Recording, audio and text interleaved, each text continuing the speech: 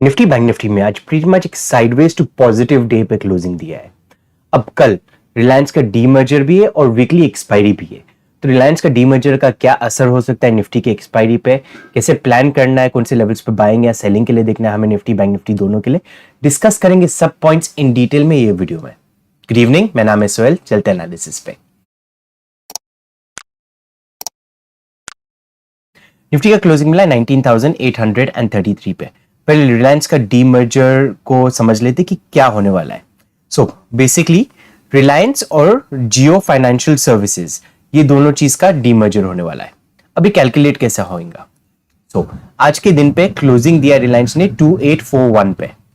अब कल के दिन पे सुबह 9 बजे से लेके 10 बजे तक प्राइस की डिस्कवरी होगी रिलायंस की।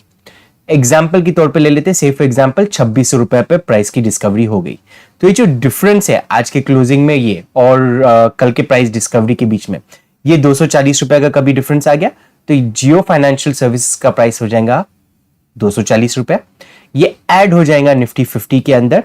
तो निफ्टी 50 के अंदर कल के दिन पे 51 स्टॉक्स पे कैलकुलेशन होगा। एक्चुअल में देखी जाए तो रिलायंस एक ही है, 2-3 महीने का पीरियड है जब ये मर्जर डीमर्ज होकर एंटिटी लिस्टेड हो जाएंगी, बट डमी एंट्री आएंगी 51 स्टॉक्स की। और कल के दिन पे फर्स्ट आवर का जो मूवमेंट रहेगा वो बेसिस रहेगा सिर्फ 49 स्टॉक्स, तो रिलायंस को एक्सक्लूड करके रहेगा 49 के स्टॉक्स के बेसिस पे मूवमेंट रहेगा। और रिलायंस का जो वेटेज है वो आज के क्लोजिंग के बेसिस पे रहेगा। ओके, सो कल के दिन पे ये हो सकता है कि प्राइस डिस्कवरी के टाइम पे थोड़ी सी निफ्टी के अंदर वॉलेटिलिटी रह सकती है, तो वो चीज का हमें ध्यान रखते हुए चलना है एंड क्वांटिटीज वो हिसाब से मैनेज करेंगे। प्लान ऑफ एक्शन क्या है? क्लोजिंग 1983 का है। अब फ्लैट खुल गया मार्केट। यहाँ पे देखिए स्ट्रक्चर जो बना हुआ है वो बुलिश ही बना हुआ है, कोई एंगल से यहाँ पे सेलिंग का स्ट्रक्चर नहीं बना हुआ है। कल के दिन पे यस एक वॉलेटिलिटी वाला स्ट्रक्चर था, नीचे की तरफ का क्लोजिंग दिया गैप अप होने के बाद, एंड आज कल का ये लो कभी टूटना शुरू हो जाता फ्लैट खुल के या गैप डाउन के साथ में, तो यहाँ पे हम सेलिंग की ओर पे सोच सकते थे। But as of right now कोई स्ट्रक्चर सेलिंग के लिए बना हुआ नहीं, पॉजिटिव के बायस पे ही हम रहने वाले अनलेस एक गैप डाउन ओपन हुआ तो। सो फ्लैट खुल गया मार्केट एंड 19850 का लेवल, 19,850 का लेवल तोड़ना शुरू कर देता है। यहाँ पे हम निफ्टी को बाइंग के लिए देख सकते हैं। 19,900 का फर्स्ट टारगेट रहने वाला है, 19,930 का हमारा सेकंड टारगेट रहने वाला है। देखिए ऑलरेडी ऑल टाइम हाईस पे है, ऑल टाइम हाई का क्लोजिंग दिया हुआ है निफ्टी ने आज। पॉजिटिव जरूर है, क्वांटिटीज को कम रखना और टारगेट बहुत बड़ा लेते हुए नहीं चलेंगे, ऑलरेडी अच्छा खासा रन अप हो चुका है। सो प्लान बाइंग की ओर पे 19,850 के ऊपर। अब कभी एक गैप अप या गैप डाउन ओपन हुआ तो देखिए, कभी गैप अप ओपन हुआ तो आज की तरह सिमिलर में एक्सपेक्टेशन रख रहा हूं कि गैप अप होके थोड़ा टाइम होल्ड करके सेल ऑफ आ सकता है या डायरेक्टली सेल ऑफ आ सकता है। सो प्लान गैप अप के केस में 19,900 के ऊपर या 19,900 के आसपास में कहीं पे गैप अप हो गया तो यहाँ पे 40-50 पॉइंट का हमें मूवमेंट मिल सकता है। सो प्लान क्या रहेगा कि फर्स्ट 3 मिनट्स के ब्रेकडाउन पे हम ट्रेड करेंगे। एक नेगेटिव कैंडल बनने दीजिए 3 मिनट के टाइम फ्रेम पे, कैंडल लो के नीचे हम शॉर्ट करेंगे और टारगेट जो रहेगा ये लेवल्स के आसपास का रहेगा, 19,850 के आसपास में। अब कभी गैप डाउन ओपन हुआ तो देखिए, कभी गैप डाउन ओपन हुआ तो ये सा लेवल ढूंढना है हमें जहां पे सेलिंग आ सकता है। सो प्लान क्या रहना चाहिए, ये लेवल्स पे यहां पे सेलिंग आया है मार्केट में, पुल बैक लिया, यहां पे वापस से एक बेस बनाया एंड फिर बाइंग हैपनिंग हुआ है। तो यहाँ पे जो फ्रेश बायर्स प्लस जो पोजीशन ऑलरेडी होल्ड कर रहे बायर्स का, इसके नीचे उन लोग का स्टॉप लॉस होना चाहिए। तो कल के दिन पे कहीं पे गैप डाउन ओपन हुआ 19,760 के नीचे से 19,760 के नीचे गैप डाउन ओपन हुआ तो यहाँ पे हम कुछ सेलिंग का मूवमेंट देख सकते हैं, इनिशियल एक मोमेंटम मिल सकता है। 760 के नीचे 3 मिनट के ब्रेकडाउन पे हम ट्रेड करेंगे। टारगेट जो रहेगा नीचे की तरफ 19,700 का फर्स्ट टारगेट रहेगा, 19,630 का हमारा सेकंड टारगेट रहेगा। सो गैप डाउन के केस में सेल ऑफ एक्सपेक्ट कर सकते हैं। गैप अप के केस में ऑलरेडी डिस्कस किया, अगेन सेल ऑफ आ गया, सेकंड हाफ में फिर पॉजिटिव हो सकता है। फ्लैट खुल गया तो डायरेक्टली हमें पॉजिटिव का ही देखना है। चलिए देखते हैं बैंक निफ्टी को किस तरह से ट्रीट किया जा सकता है। बैंक निफ्टी का पहले मैं डेली चार्ट लोड कर देता हूं। बैंक निफ्टी का डेली चार्ट देखेंगे तो एक इनसाइड कैंडल यहाँ पे बना हुआ है। सो मध्य कैंडल ये हो गया, ये अंदर चाइल्ड वाला कैंडल हो गया।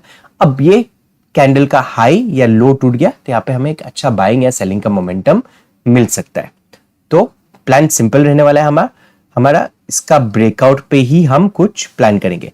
तो ये फर्स्ट ऑफ ऑल ये हमारा एक नो ट्रेड जोन हो जाता है।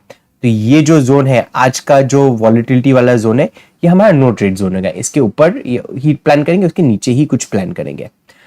फ्लैट खुल गया मार्केट और 45,700 का लेवल तोड़ना शुरू कर देता है। यहाँ पे बैंक निफ्टी को बाई कर सकते हैं। 60-70 रुपए का स्टॉप लॉस रहेगा। यहाँ पे टारगेट जो इनिशियल टारगेट निकल के आएगा 45,840 का फर्स्ट टारगेट, 45,900 का सेकंड टारगेट। अच्छा बड़ा मोमेंटम आ गया, कंसिडरिंग एक्सपायरी भी है, तो 46,000 का राउंड लेवल भी टच कर सकता है। अब कभी गैप अप या गैप डाउन ओपन हुआ तो कैसे ट्रेड करना है? देखिए, सेलिंग के लिए मैं तभी देखना पसंद करूंगा जब ये लेवल्स तोड़ना शुरू कर देता है। सो 45,400 के नीचे ही मैं सेलिंग के लिए कुछ प्लान करूंगा। गैप डाउन के साथ में खुल गया 45,500 के नीचे, यहां पे कुछ क्वांटिटीज ऐड कर सकते, 25% क्वांटिटीज। और फिर ये लेवल जब तोड़ना शुरू कर देता है, प्रीवियस डे का स्विंग लोस तोड़ना शुरू कर देता है, तो बाकी की क्वांटिटीज हम ऐड करेंगे। बट सेलिंग की साइड पे सिर्फ हाफ क्वांटिटीज में ही मैं काम करूंगा। सो प्लान क्या है? गैप डाउन खुला 45,500 के नीचे कहीं पे, हाफ क्वांटिटीज में मैं 3 मिनट के ब्रेकडाउन पे सेल करूंगा बैंक निफ्टी को। एडिशन करूंगा ये लेवल्स के आसपास में, सो 45,400 के आसपास में ऐड करूंगा थोड़े और क्वांटिटीज। टारगेट जो रहना चाहिए ये केस में 45,000 का राउंड लेवल। तो कहीं सेल ऑफ के लिए आ गया तो ये रुकेगा नहीं, कहीं पे बीच में 45,000 का राउंड लेवल मिल जाना चाहिए। अब कभी गैप अप ओपन हुआ तो देखिए, कभी गैप अप ओपन हुआ, छोटा मोटा गैप अप है, यही रेंज के अंदर कहीं पे गैप अप है 45,700 एंड 45,840 के रेंज में। तो यहाँ पे मैं स्टार्ट में कुछ पसंद नहीं करूंगा ट्रेड करने के लिए, वेट करूंगा थोड़ा टाइम। कभी साइडवेज हो गया, हाफ एन आवर 1 आवर कभी साइडवेज हो गया, फिर ब्रेकआउट दे देता है, या सबसे बेस्ट केस सेकंड हाफ में कभी ब्रेकआउट दे देता है यहाँ पे कंसोलिडेट करने के बाद, तो एक अच्छा ऊपर के साइड का मोमेंटम मिलेगा। ब्रेकआउट पे हम ट्रेड करेंगे और टारगेट बड़ा ही रखेंगे 46,000 का राउंड लेवल।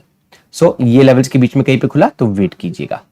इसके ऊपर कहीं पे खुल गया तो यहाँ पे एक पुल बैक ले सकते हैं, पुल बैक लेने के बाद फिर ऊपर की तरफ का मूव शुरू हो सकता है। तो दोनों तरफ का ट्रेड मिल सकता है जैसा निफ्टी में प्लान किए थे।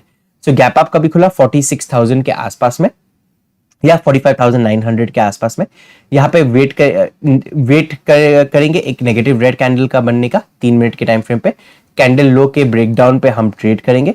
60-70 रुपए का स्टॉप लॉस होना चाहिए। अगेन हाफ क्वांटिटीज में ही ट्रेड करेंगे इसको।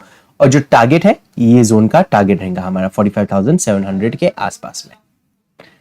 Gap down, gap up, flat open तीनों का डिस्कस कर चुके, निफ्टी बैंक निफ्टी का दोनों का। कोई भी आपके कमेंट्स है, क्वेरीज है मार्केट को रिलेटेड, आप नीचे कमेंट्स में लिख सकते हैं, जरूर आंसर करूंगा। वीडियो अच्छा लगा लाइक एंड शेयर जरूर कीजिएगा। अभी तक टेलीग्राम ग्रुप नहीं ज्वाइन किया तो नीचे डिस्क्रिप्शन बॉक्स में लिंक है, उसे जरूर ज्वाइन कीजिए। Thank you for watching the video. Have a great trading day.